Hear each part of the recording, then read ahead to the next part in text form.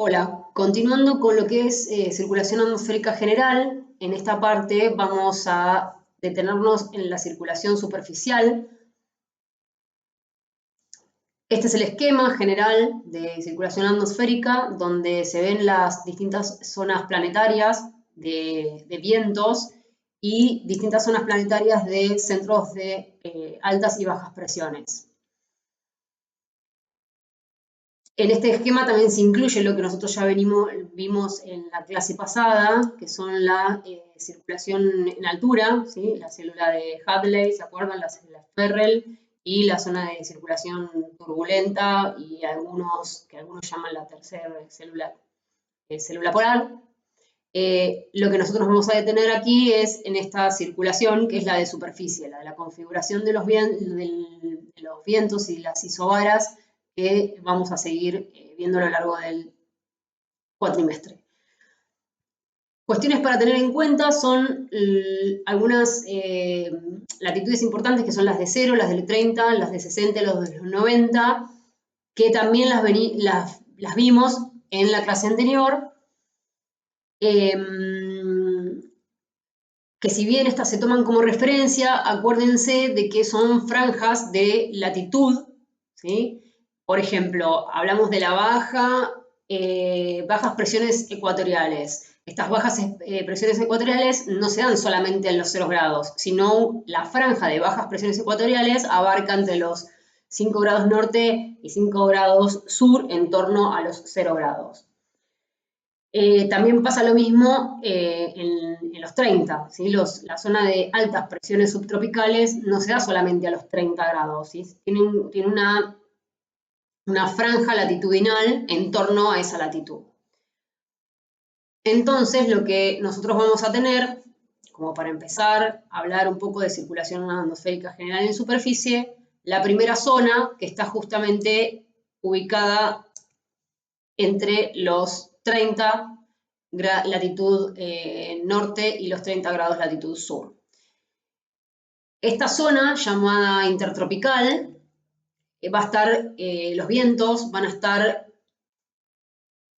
influenciados o originados por las altas presiones subtropicales y que de ellas se desprenden los vientos alisios y que confluyen en las bajas presiones ecuatoriales. En estas bajas presiones ecuatoriales, que es donde confluyen los vientos alisios, existe una zona que se llama zona de convergencia intertropical, que es lo que ustedes tienen ahí con línea punteada, ¿sí? Que en el gráfico dice vaguada ecuatorial. Es la zona justamente donde confluyen esos vientos alisios provenientes de ambos hemisferios. Entonces, para ir dándole algunas características de cada uno de estos centros de acción y vientos, vamos a empezar por las bajas ecuatoriales. Estas bajas ecuatoriales, que ya la vimos también en la clase anterior, son zonas donde tenemos ascenso de aire cálido y húmedo. En esta zona no hay viento, si tomamos un año, las 3/4 partes de ese año no existen calmas. Y si hay viento, este es muy suave y de dirección no predominante. Esta zona se la llama cinturón de vientos variables y calmas ecuatoriales o zonas de doldrums.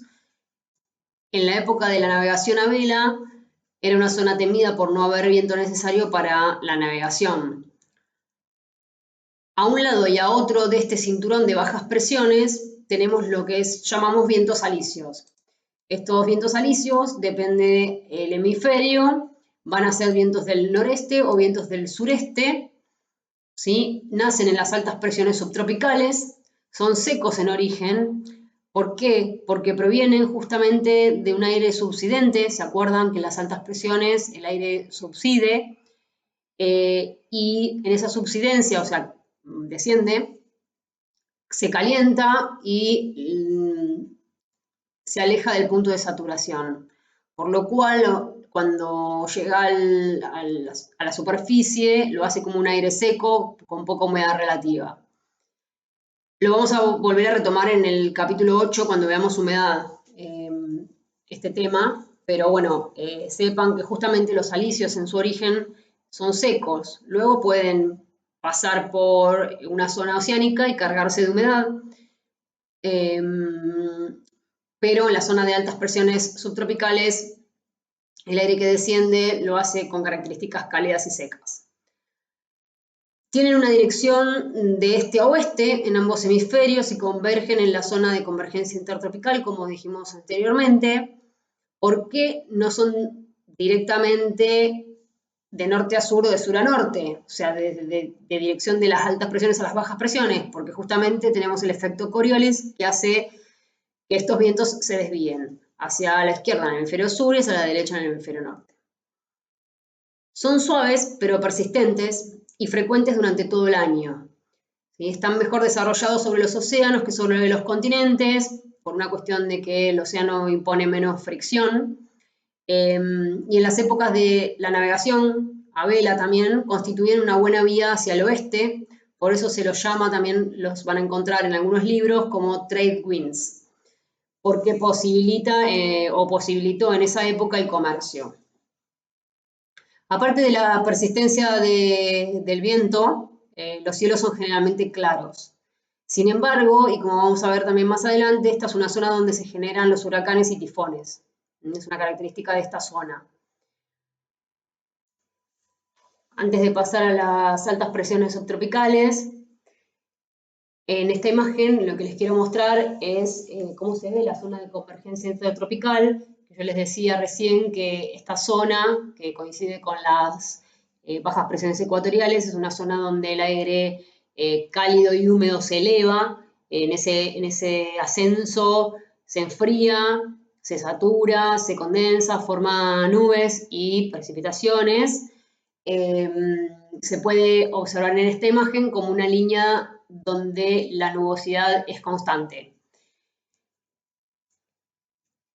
También les quería mostrar en esta imagen, es una imagen de unos árboles que crecen en esa isla caribeña, donde se muestra justamente que la forma de crecimiento del árbol tiene que ver con la predominancia de los vientos, que son los vientos alisios, ¿sí? Que hacen que estos árboles tengan crecimiento hacia donde se dirige el viento.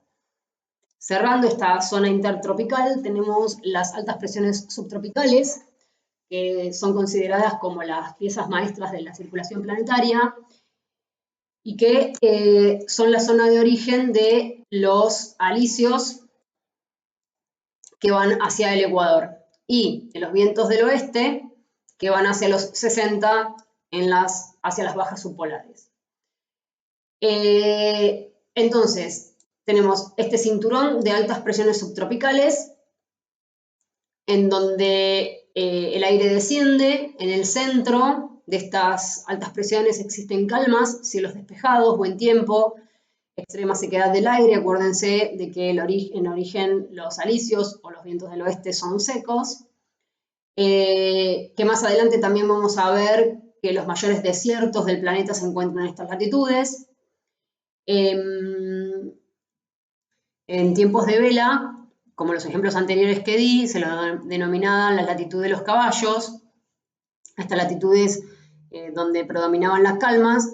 ¿Por qué? Porque los barcos que venían o que iban cargados de productos para comerciar, incluido caballos hacia la zona de América, quedaban varados porque no había viento, entonces los viajes se prolongaban más de lo planeado, con lo cual para poder sobrevivir tenían que tirarlos por la borda, ya que los caballos beben gran cantidad de agua y esta era necesaria para mantener con vida a los tripulantes.